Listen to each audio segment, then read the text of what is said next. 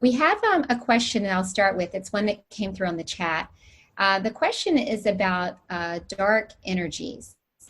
And this individual says, I've had a dark energy that attached itself to me 8 months ago while on plant medicine, and I'm praying for this entity to leave soon. I'm wondering if you have any insight on how to work with this. Yes, that's a very good question, and especially the phrasing of how to work with this. So it isn't, at this time, one of the new norms is about working with as opposed to working against or working for. You're going to work with everything, like I say, work with the coronavirus, and it will make the choice for itself, not to be with you, because you working with it and asking it that it doesn't have any space in you, So with this particular entity, this is an entity that is this is a transmission beginning here. The entity that you have got is an entity that is one of the beings on the planet that actually discovered the value of the plant medicine journey that you did. This particular being was one of the originators of spreading the word about this particular plant medicine. So it was not a dark energy. It was actually, it was a light energy, except it's like a fallen angel. And so we don't need to go into the story of why that occurred. The thing to do is for you to focus your attention on you. You have been so focused on wanting this energy, this entity to go away, that in itself is keeping it in place, because you're recognizing its presence and giving it sufficient attention for it to remain there. So the easiest way right now is to first command it to leave and take away the permissions for it to continue to remain there. Focus your attention on you. Find the light within you. It's there. And there are other processes that we have done in the time that we have been having these Thursday calls. You can go onto the YouTube channel that has those processes and do all of them. Actually, you don't need to do them all in one day, but do them over the next several days.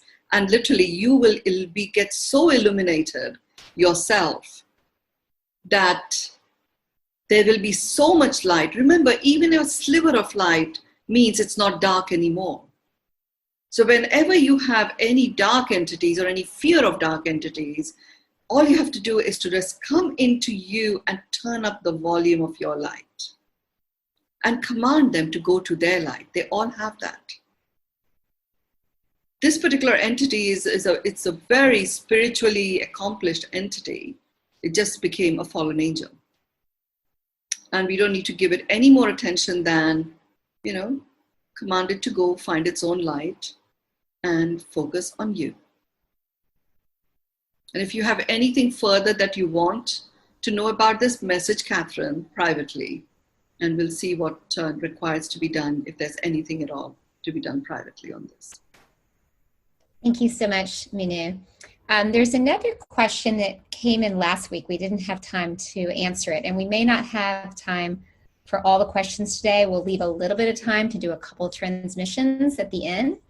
But we will probably do another call where everybody can come on and get a transmission. So just know that if we don't have time for everyone today, we'll find a way. The question isn't your gut feeling sometimes based on fear and could be incorrect? Should I have surgery or not? Is your intuition enough, or does it need to be a combination of intuition and scientific data? So, the key thing to remember is, like I said, these three beings that we have, they are our three musketeers: the mind, the heart, and the gut, right? If any one of them operating by themselves can take us out of balance and create that feeling of, not being certain. So by following the process that I've just guided you through, that will literally give you a connection to the pristine purity of your gut response. And you will know when that gut response is pure or not. The fear part, when you've acknowledged what's uncertain, right? In doing this process, you would have acknowledged the fear that you feel about it.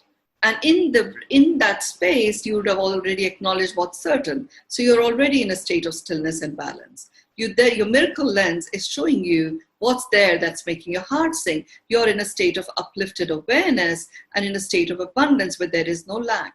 Now you go into your gut, you ask a question, you get a very clear, unequivocal response. And you follow it. Thank you, Mynoo. We're all thinking about going back into the workplace. This seems like it's right around the corner. And the next person asked, what if you don't like your situation at work? Is it always just your issue inside of you, or is it actually the work and you need to leave your work? How do you make this decision? Can you differentiate between changing yourself and changing your work? Please give guidance. So in my world, your world is, there is only you. Your world is a reflection of you. So the fact that something is showing up at work that is, something that you don't particularly like, it is something that exists within you, which is being reflected back. Whether you like something or you don't like something, it's a meaning that you've given to it. There's not, and you can choose to say, I stay with this meaning and I don't like the feeling of not liking something. And therefore, I'm not going to continue working here.